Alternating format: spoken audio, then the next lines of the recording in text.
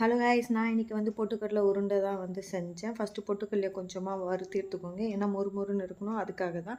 அதுக்கப்புறம் நம்ம வந்து 1 கப் பொட்டுக்கடலை, 1/2 கப் வந்து வெல்லம் போட்டு நான் குண்டு குண்டாக போட்டேன். அது கொஞ்சம் இடித்து சேர்த்துக்கோங்க. கரையத்துக்கு கொஞ்சம் சீக்கிரமாக இருக்கும். அது கரைஞ்ச பிறகு டஸ்ட் இருக்கும், அதை ஃபில்டர் பண்ணி நம்ம எடுத்துடணும்.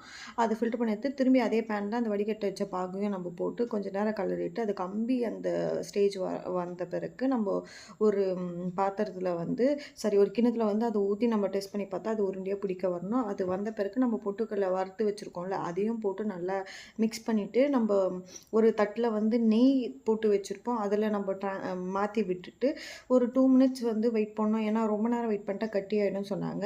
நான் பார்த்தேன்னா 2 மினிட்ஸ்லலாம் வந்து ஆறிடும். நாங்கள் ஒரு கரமும் ஆகலை. என் கையெல்லாம் நான் சுட்டு சுட்டு என் கை ரோஸ் ஆனது தான் மிச்சம்.